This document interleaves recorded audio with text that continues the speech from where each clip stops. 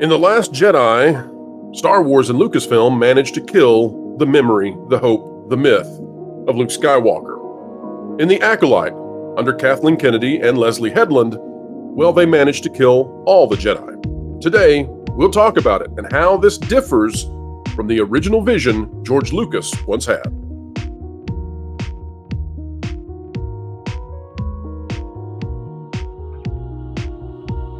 Hello folks, welcome back to the Pro Channel, where we endeavor to explain entertainment, keep you ahead of the culture curve.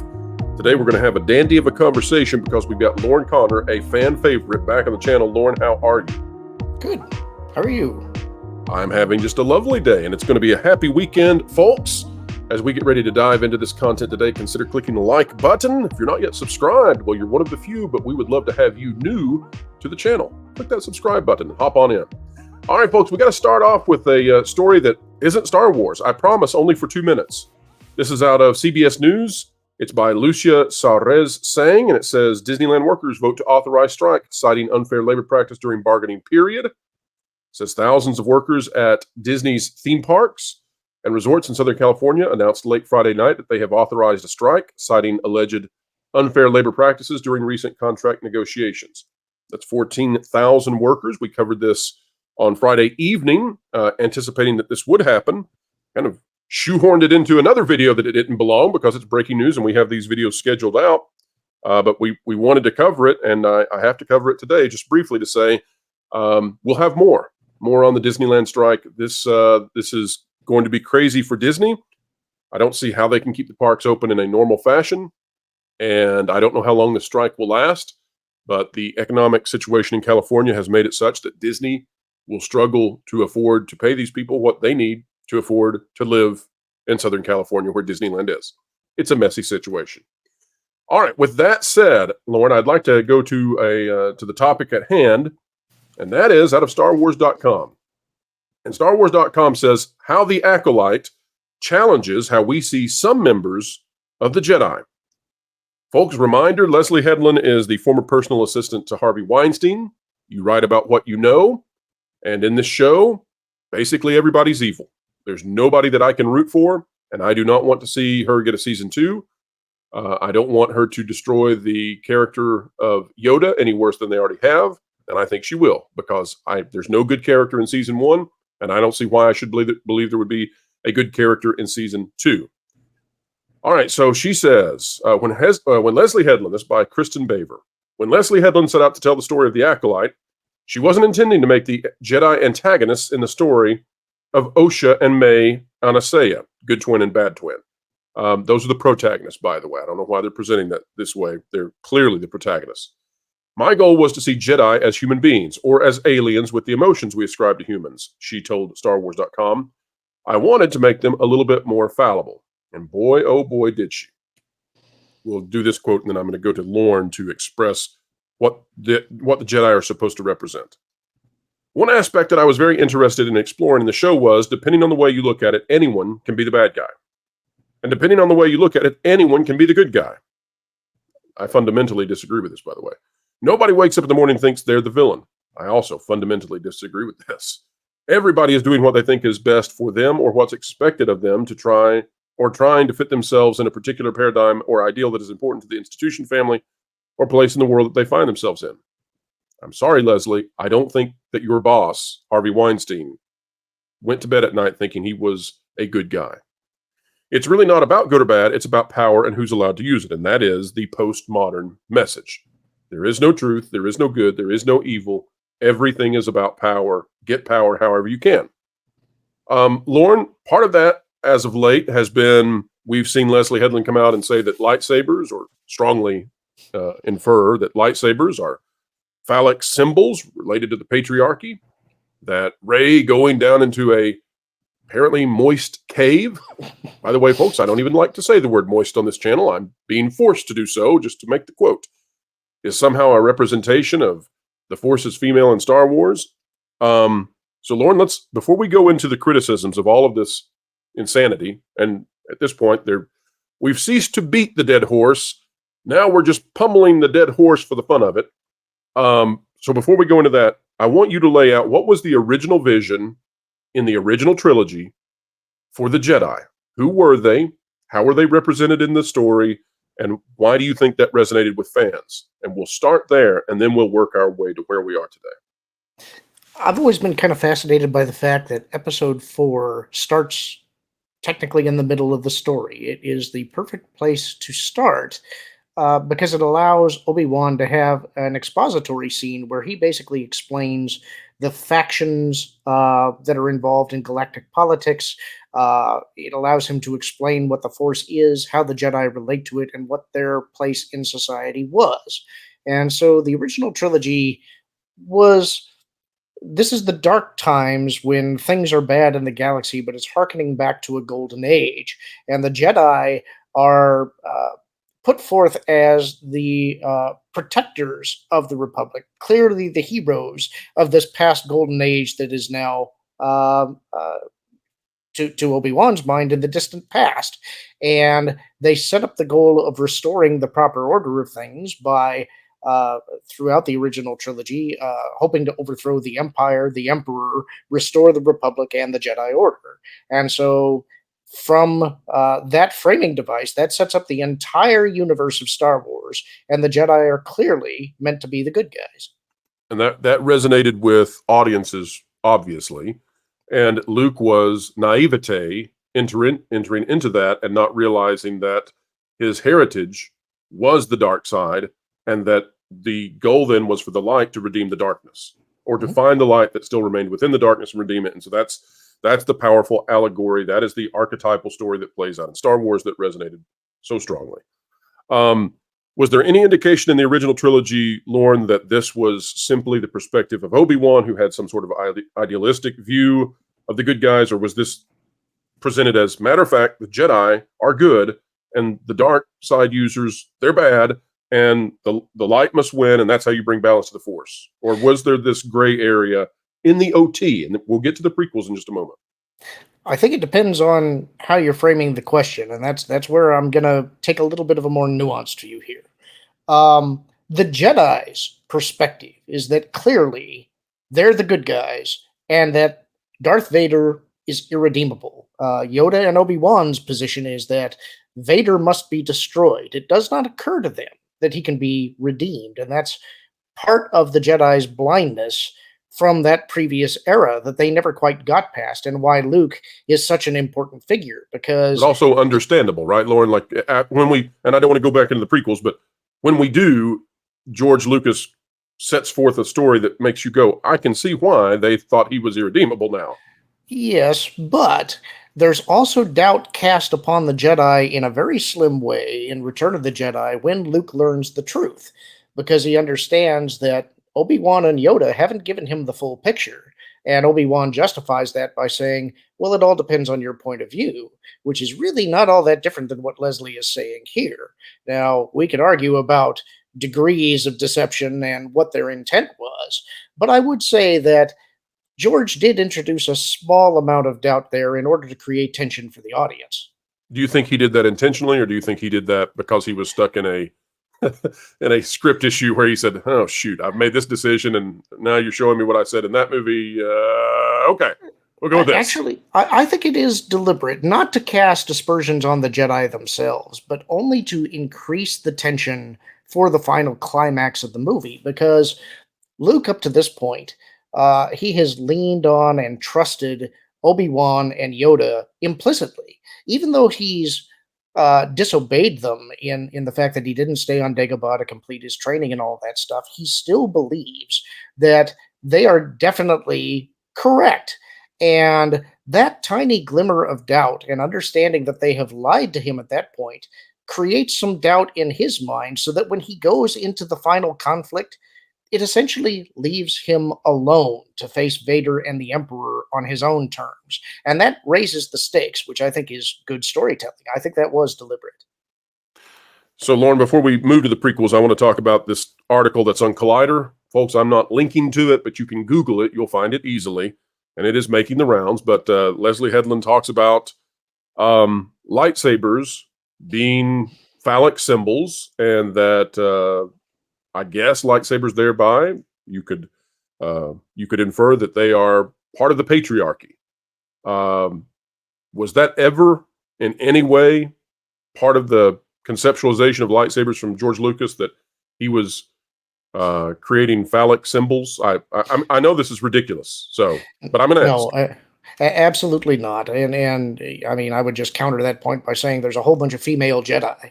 I do think that it's rooted in their idea of there's a squeamishness from Disney about lightsabers because to them they represent violence. To them, it's similar to guns, and I think that's probably another reason why you didn't see blasters in the Acolyte, and why they created this idea that our Jedi are so much more serious about pulling a lightsaber. They're only going to do it when they intend to kill. When Or really, use it as a flashlight. right. I think that it's just that they don't like the idea of violence under any circumstances whatsoever. They don't really have a concept of justifiable violence. And so this is a Well, way unless to the Sith kills if the Sith kill all the Jedi, though, if he kills like every last one of them, he's rewarded with the girl. So that's a new twist on romance and who's right and wrong. from their standpoint, though, that's justifiable violence because it's Yes. self-defense. They're being oppressed. Yep, I'm totally with you, Lauren. You nailed it. That's exactly right. The Sith are there's no doubt in my mind that you are 100% right. Leslie Headland set up the Sith to be the oppressed minority, vast minority in this show, and that's again. Remember, folks, it's out of her words. This is not about good or evil. It's about power. The Sith have no power, and so when they get that spark of power, that's the heroic moment. All right. Now, Lauren, my thought is that the way that children wanted to be Jedi came from the original trilogy and how the Jedi were presented. They were essentially paladins. They're not just knights, they're paladins. They're actually like righteously good knights in the galaxy. Okay. I think the Acolyte there's two things about this. The Acolyte was so unwatched that I don't know how much impact it's going to have. But for whatever impact that it does have as a show that no one watched, it decimates any interest for children or for families to have their kids be Jedi. And so it's no surprise to me that Disney has removed at their parks the opportunity for children to go up and pretend to be Jedi and you get to face off against Darth Vader. Who would ever want to be a Jedi based on the way that this show handled it? Let's go now to the prequels. So the prequel trilogy, Lauren, is certainly more nuanced. What did we learn in the prequels about the Jedi versus the OT? Where are there inconsistencies, if there are any, and what did we learn in that? Well, there was a lot of new lore that was introduced. In the EU prior to that point, there had been some assumptions about how the Jedi Order operated, but there was no real conception of a Jedi Council and how it would work as a political body. There were also a lot of assumptions made about the Sith that sort of got retconned and changed a little bit depending on how you look at it. The major thing that was surprising about the prequels, I think, was how the structure of the Jedi Order worked with the Council, and noting that depending on which movie you're talking about, they were far more, let's say, dogmatic and somewhat removed from the common populace, which I don't think was the conception prior to that, especially when you got to Attack of the Clones, and part of the marketing campaign was that a Jedi shall never know love, and this idea that they would not have attachments. That was a new conception that sort of changed the way that the Jedi were framed. And as the prequels went on, and in Revenge of the Sith, when Yoda has a conversation with Mace Windu, and they discuss that their ability to perceive the future and to interact with the Force is diminished, and they're keeping that a secret. My conception of that has always been they had become so detached that it was not just Palpatine's influence trying to cloud their minds. It was literally that they were having trouble accessing the Force because they had lost touch with it. They had become dogmatic and more political than actually a religious order. And because of that, they were losing their ability to commune with the Force in a way that would have served the living Force. I think that their acceptance of the clone army and becoming generals was the giant red flag that should have told the Jedi something is seriously wrong here, because the Republic is now creating life, which is central to what the Jedi are about, for the sole purpose of expending them in battle so that citizens of the Republic would not have to do so. This is essentially creating life to sacrifice it, and the Jedi went along with it. At that point, I think that they were so out of touch that, of course, they were blinded. They couldn't see what was right in front of them. So the Jedi were presented in the prequels as sort of, there's the old adage about hard times make good men, and then, soft, or the bad times come because men become soft. So the Jedi were in that cycle where long periods of time of peace and tranquility had caused them to become detached from their compass. Yeah, But were they ever presented, Lauren, and feel free to correct me anywhere I'm wrong there or provide further clarity, but was there ever a point in the prequels where you thought, oh, the Jedi are actually the bad guys here? Like, did it ever go to that level? No, certainly not.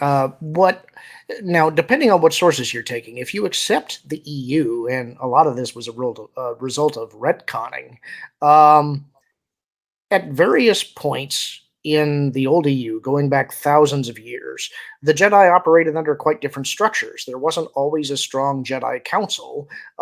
In many cases, there were multiple councils, or at least you might have what was called a Jedi warden who was responsible for a certain sector of space, often with many apprentices who would sort of police that area.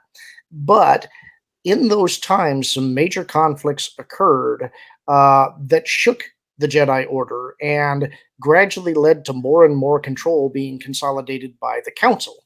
And so, a subtext that I think belongs there, if you accept that part of the EU, is that the Jedi, as they continued to have atrocities and their own apprentices turn and become Sith Lords, and you had planets destroyed and systems lost, they also feared that their action was causing further difficulty. And so the Jedi Council on Coruscant exerted more and more control, which is how they became more and more dogmatic, but also adopted a lot of navel gazing, where they were afraid to act in any given circumstances for fear of what might happen. And as we know, fear leads to the dark side. I think this was the big Jedi blind spot, is that they kept exerting more control and more rules and more fear of actually acting, which also led to their clouded judgment.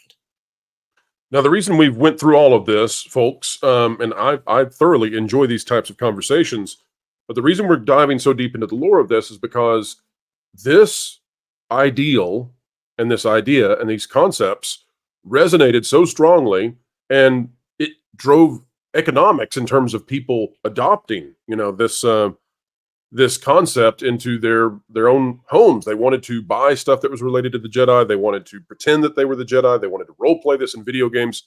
Something really connected with the idea of a battle between the light and the dark and the warriors of the light inside this galaxy. So I wanted to give a full picture of how this has been. So, Lauren, my estimation is that The Last Jedi truly destroyed Luke Skywalker, and I think you would agree with that. Is that fair? Yeah, the Luke that is seen in the sequel trilogy is not Luke. That's Jake Skywalker is wholly unacceptable. He's more like Mark. So, and we'll leave it at that. So, Lauren, I think the Acolyte did the same thing to the entire Jedi, and I'll explain briefly why, and then I want you to give your thoughts on this.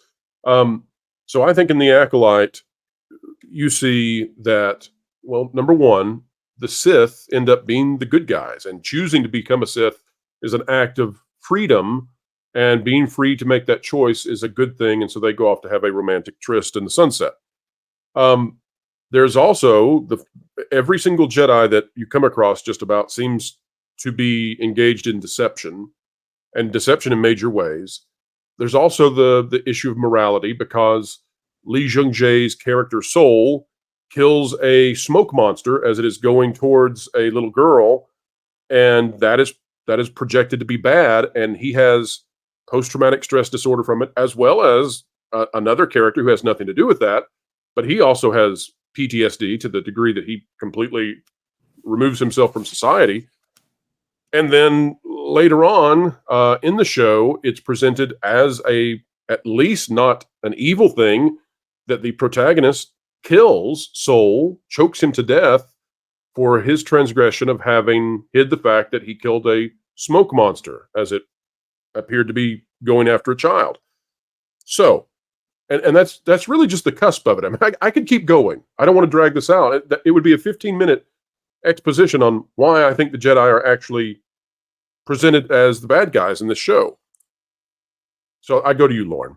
You didn't watch the show, but you essentially know everything that happens in the show at this point. You joined us every day for the after parties when we did them to talk about the episodes. You made the decision not to watch it out of your detest of what happened in Ahsoka, as well as other stuff in Star Wars. And I would join you in that, except I need to review these things as part of my job. But I would have turned off the last episode in like 5 minutes if it were given to me. I found it offensive and reprehensible, and it promotes things that I fundamentally disagree with. Question to you, Lauren, is the Jedi, as we talked to you about what happened in the Acolyte, do they resemble in any way what we had seen previous in the EU and the prequels and the original trilogy? And if wherever they do not agree, okay, wherever there is dissonance there, what do you think is the impact on the market and on children wanting to role play these characters? So I'm going to try and take a little more nuanced view here too, but I feel like I have to, because as you said, I have not seen the show. I'm relying on your description and hoping that I'm understanding it properly to understand what happened. And I can say, I don't think anyone truly understands what happened, Lauren. I'll just tell you. I think I'm probably quite a bit happier for having done so. It was awful. My understanding of what they described as how they were functioning in the Jedi Order doesn't comport with anything that I think that I've seen before. That's not really surprising, though, because my understanding of what happens in the High Republic is kind of the same. As to the impact on the Jedi overall, and again, this may be just because I haven't seen it, my feel for things is that I don't think a lot of people watched this. It's difficult for me to tell who the real target audience for this is because I don't think it was kids. I don't think no. I don't think kids would have tuned into this and watched it, so they're not going to internalize any feelings about the Jedi. I think diehard fans are not going to accept it. They are going to understand that this undermines the whole concept of Star Wars, which is a morality play. It's not Star Wars for. Say that again. Hold on. Say that again, Lauren, because we just need to. I think you're on to what I'm onto on this. Star Wars, like the driving force behind it was morality. It is light versus dark. It is distinctly good versus distinctly bad, with appropriate nuance in those areas.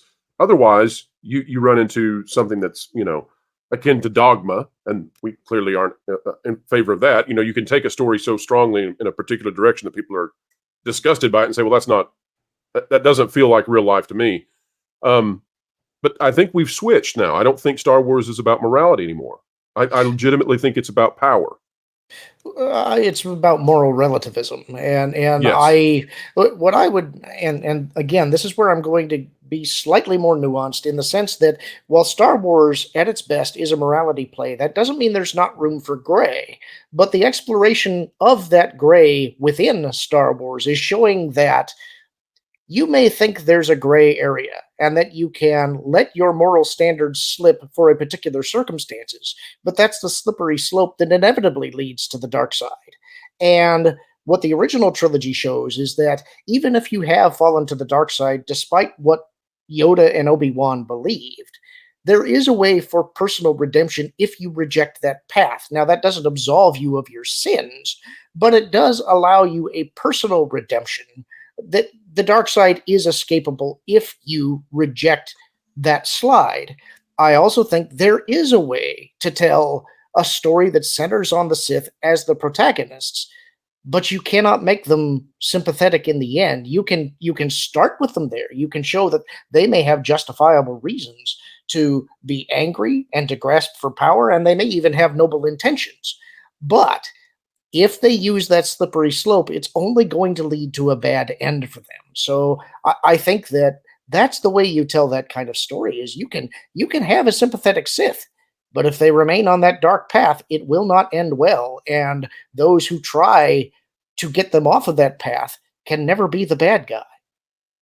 Final question for you, Lauren. Leslie Headland says that she identifies with the Sith, that if she existed in this world, if it were real, she would be a Sith. And she says it straightforward, like she's not joking, and she means it. What do you think the implications are for trying to run a franchise that, sells toys to kids, if you're handing power to somebody who identifies with the villains? Like, it's kind of like if you said, hey, we're going to get a guy to make, I don't know, The Lion King. We're going to make a sequel to The Lion King. And he's like, oh, yeah, Scar is the good guy. That's my perspective. Or we can do that with any show. It's crazy. But your thoughts on it? Well, again, I think there are ways to tell good stories with villains as the protagonist. I think that in any good story, the villains are the most fun characters because they're the most conflicted. You get to break the rules with them. And if you have a well-written villain that has good motivations, that you can understand why they're doing what they're doing, I think there is an argument to be made that the villains do think that they're correct, that they're the good guys. They may not believe that at the end, but I think that there's a lot of ways that people justify the bad things that they do, and that's a fascinating psychological exploration. But from everything that I've seen Leslie say in her various interviews over this period, she said many times that she's a gigantic Star Wars fan and that Star Wars saved her life and that this was a really important story for her to tell. But the gist that I get from the things that she says about her interpretation of Star Wars tells me she's a poser. She's somebody that is not really well versed in how the Star Wars universe works, what its actual message is, or that she outright rejects it because it's attached to George. And I think that that's a lot of what this is the patriarchy. There's a lot of people within Lucasfilm in positions of power who want to usurp what was made and take it for themselves and take credit for it when they had nothing to do with it. And they want to remake it in their image, and that's why it's failing. These people they're on the track to do so, Lauren. And if they get a season 2, they're going to do it because I know not getting a season 2. Well, you say they're not. I say they're not simply because they're pulling 5% of the viewership at the end of that season. They're pulling 5% of the viewership of the Mandalorian season 2 episode finale. So a 95% drop. That's incredible. So from logic, you and I both say no season 2. Star Wars theory, he's out there saying, oh yeah, it's like a 99% they're going to because nothing stops them. Like no level of failure stops them. Lauren, if they did a season 2, and I know I said it last question, but I want you feel free if you want to respond to this. My belief is that if they do a season 2, which I think they had intended to do, but now it's difficult because nobody is watching this. But I think what they will do in season 2 is I think they will have Darth Plagueis have learned how to create life from the lesbian witch coven, and that these twins will have usurped Anakin in terms of his uniqueness in the galaxy, and the Force will be the thread, and the Force is female. And I think that's absolutely what they plan to do. Well, good luck. I think that honestly, my feeling is that the Acolyte is really not going to have that much impact on Star Wars because I don't think many people watched it, and I suspect most people are going to want to just forget about it. So I would bet it's hard to hurt the dead horse, isn't it? You can hit it as hard as you'd like. Within the next month, nobody's going to be talking about this. The worst thing that they could do is continue to reference it. If they actually carry its ideas forward, then yeah, it's going to continue to damage the brand. I think honestly, do you sense any anticipation for Skeleton Crew? Do you think anybody cares about it? I think the franchise is dead. I mean, and we've talked about it, we've said it, but dead in the past meant like there was a very small number out there that was still willing to watch it, but not enough to sustain it. We've moved to a different level of dead if there can be one. It's no longer that this franchise cannot be sustained by the audience levels. It's that there's no audience level. There's none. It's gone. Anybody who promotes this stuff at this point, people are suspicious it's a bot or a shill. We've come to that point, and where actual fans of the franchise the past decades are saying, okay, we love this franchise. We love the idea of new stories. Please stop making any of them. So I That's how think bad it is. you just made my argument for me, is that even the shills, the real shills, turned on this. When Oh, you're yeah. actually doing this at the behest of Disney to maintain access, and you turn on the show, that tells me Well, because they it's got nothing to work with. well, those are the ones, the people who turned on it, in my belief, and I don't want to paint with too broad a brush, but I think the people who turned on it are the people who their reputations impact their economics. And so if they continued to support this show after they saw the ratings, I think the ratings is what caused them to be like, oh, suddenly I've had a personal shift. You know, they saw the ratings and said, whoa, Nelly, I cannot be I on don't this think side. There's I don't think it's nobody. just the ratings. I think it's that their own audience in some cases turned on Yes, them, yes. and And I know what that's you're talking about. that's the more valuable resource, is that you don't want to drive away the people who like what you do, because And you don't that's want to the do it when there's nobody that's going to join on board your brand and is like, oh yeah, I was loving this too. I'll replace that person that previously was watching your content. So I think you're exactly right, 100%. Well, Lauren, I have thoroughly enjoyed this conversation. I wish we could do more of these. Maybe there'll be times when the news slows down a bit and we can have these really deep dives into the philosophies that undergird the franchises we love, because there's what people don't understand oftentimes is that it's not as if the things we buy and the things we love are randomly chosen. That's terribly wrong. There's you can call it a philosophy, you can call it a particular type of, like, there's a narrative magic that underlies these things and their foundations that make them so popular. There's a reason that the things we love rise to the top, whereas 99% of stuff people create you don't hear about. And when you have these franchises that are so iconic and the iconography of them is destroyed, I think we need to talk about what made them special so we understand what's being lost in that removal, because these are our cultural icons. These are the mythos of our time. I love conversations like this. Lauren, you are getting ready on your YouTube channel to dive into a book that is, you've chosen the perfect thing to talk about next for the time and the situation. Can you tell the folks what you're going to be reading on your channel? Yeah, I actually put up the first one last night. On my channel, I read various Star Wars novels. Started with the Thrawn trilogy because of the Ahsoka trailer that was released at Star Wars Celebration last year. I didn't really think I was going to be reading these books. What angered me about the trailer was that Ahsoka uttered the line "heir to the Empire" to get some cheap applause, and I knew this show wasn't going to have anything to do with the actual Thrawn trilogy. And so I decided that I would just read the first chapter to give people a taste of what the actual Thrawn trilogy was like. And to my surprise, people really responded to that and wanted me to read the whole series. So I did. Um, since then, I've also read The Hand of Thrawn duology. But after that, I kind of wanted to get away from Zahn for a little bit and touch on something different. And I wasn't quite sure where I was going to go. I wanted to do a one off instead of a trilogy or a duology. I kind of thought that I might try Shadows of the Empire, except for the fact that I knew I could not do a Darth Vader voice. And realizing that the original thing that I started with was because I was angry about what they had done with Ahsoka. The Acolyte just finished, so I thought, all right, let's show what the real Darth Plagueis is about.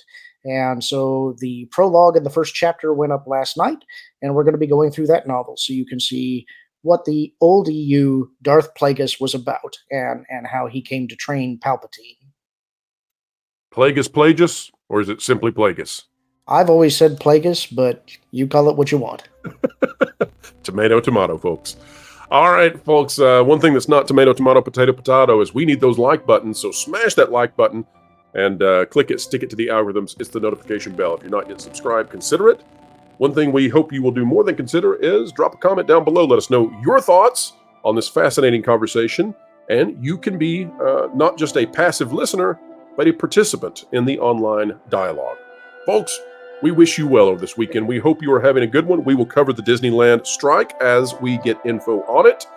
It's going to be very fascinating watching the Disney company, some parts of Disney attempting to moderate, come back to the sensible center. Marvel in particular. We'll have stories on that soon.